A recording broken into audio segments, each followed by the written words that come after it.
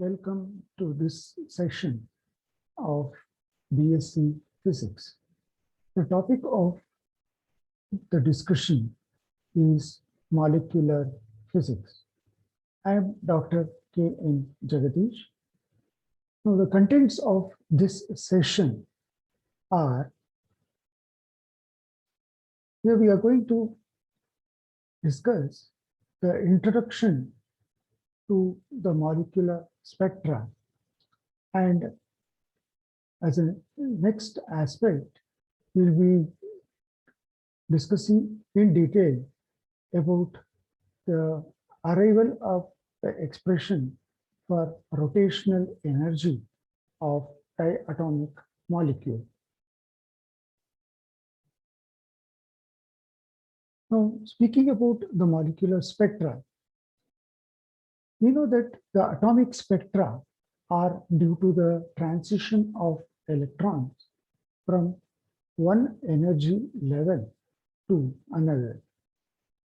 When molecules undergo excitation and de-excitation, the spectra obtained is more complex compared to atomic spectra.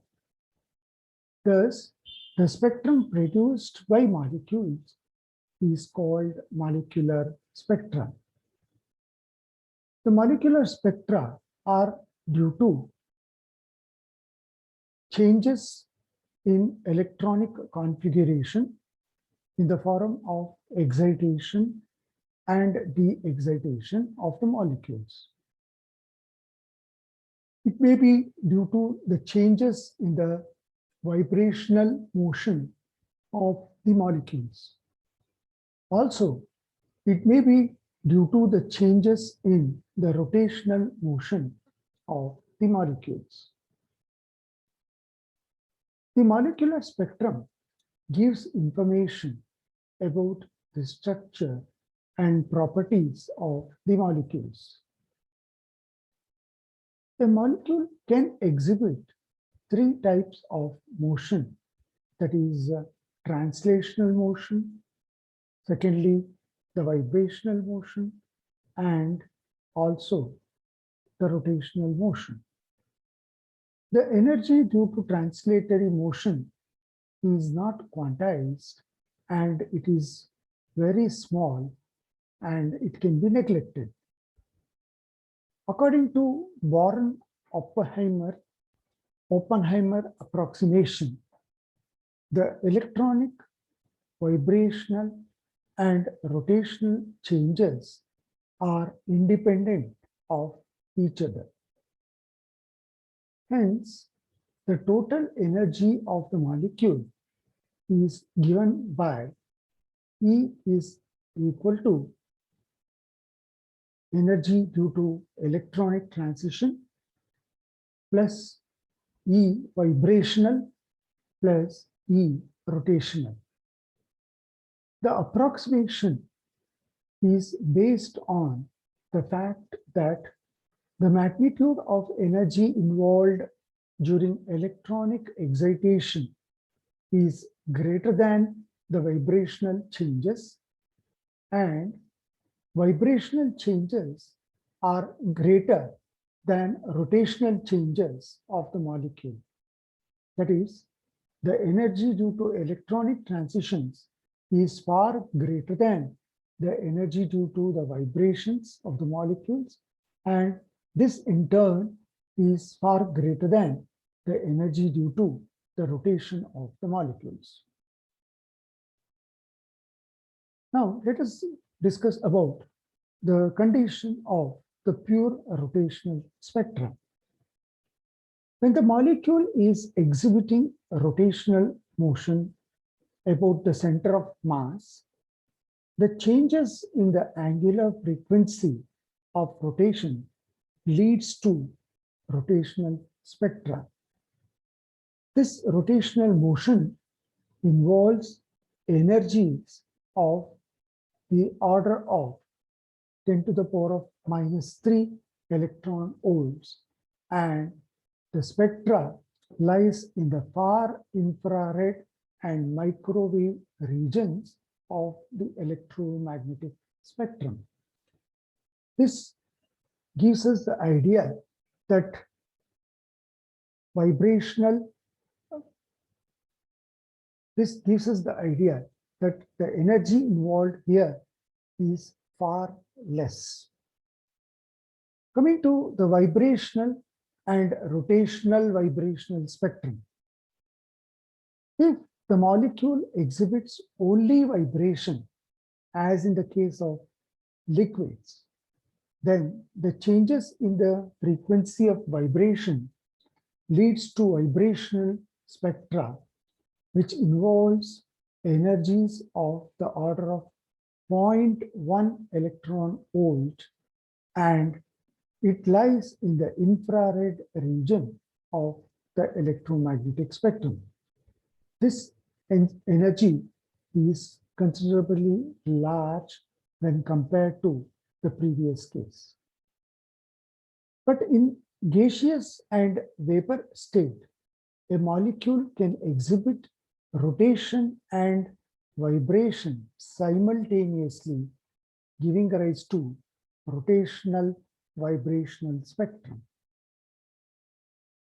Coming to the electronic spectra, the electronic spectra involves large energies ranging from 1 electron volt to 10 electron volt, and this spectrum lies in the ultraviolet partly, and partly it is in the visible, and partly it is in the infrared regions of the electromagnetic spectrum.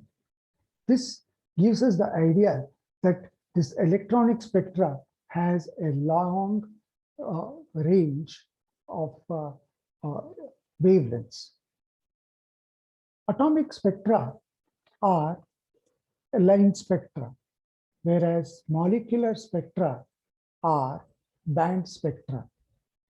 This is because between any two electronic energy levels, there can be many number of vibrational energy levels, and between any two vibrational energy levels, there can be many number of rotational energy levels. Though vibration and rotation give line spectra, a combination or superposition of all these fine lines gives rise to a band spectrum.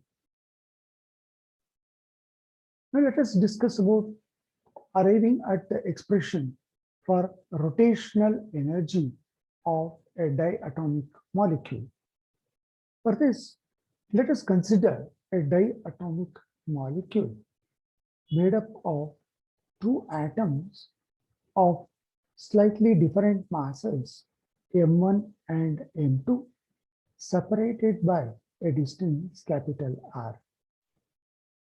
Let the molecule rotate with an angular velocity omega to about an axis, passing through the center of mass of the system and perpendicular to the line joining the two masses M1 and M2. Let R1, small r1, and small r2 be the distances of the atoms of mass M1 and M2 respectively from the center of mass, as shown in figure A. From the figure, we can make out that small r1 plus small r2 is equal to capital R. That is the actual distance between the two masses. Let this be equal to equation number 1. According to the law of moments, we have m1 into small r1 is equal to m2 into small r2. R1, small r1 is equal to m2 into r2 divided by m1. Let this be equation number 2. The moment of inertia of the diatomic molecule about an axis passing through the center of mass is given by capital I is equal to m1 r1 square plus m2 r2 square. Let this be equation number 3. Substituting equations 2 in equation 1, we have capital R is equal to m2 r2 whole divided by m1 plus r2 equals r2, which is a common factor, into m2 divided by m1 plus 1. Now this in turn is equal to r2 into m1 plus m2 divided by m1 after taking LCM in the term into the brackets. From this we can write that r2 is m1 into r divided by m1 plus m2. Similarly, we can also show that R1 is equal to M2 divided by M1 plus M2 whole into capital R.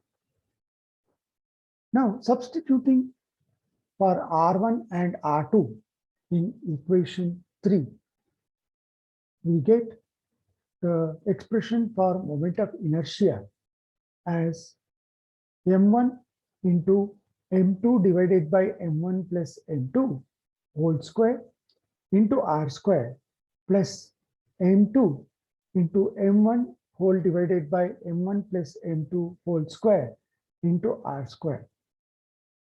This in turn is equal to, by taking out the common factor, we get m1 into m2 divided by m1 plus m2 into m2 plus m1 whole divided by m1 plus m2 into r square.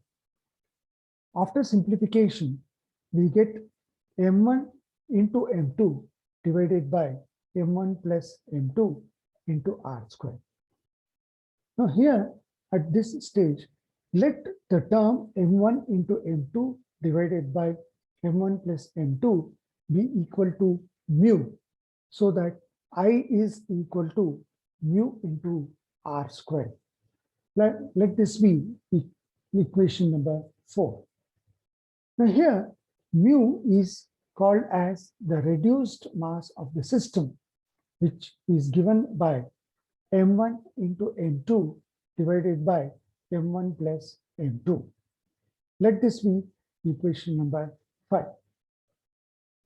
The kinetic energy of rotation, capital E, of the molecule is given by E is equal to half I omega square, where I is called the moment of inertia of the molecule about the given axis of rotation, and omega is called the angular frequency. Let this be equal to equation number 6. The angular momentum L of the molecule about the axis of rotation is given by L is equal to I omega, or omega is equal to L divided by I. Substituting for this I in equation 6, we get energy E as equal to L square divided by 2I. Let it be equal to equation 7. According to quantum mechanics,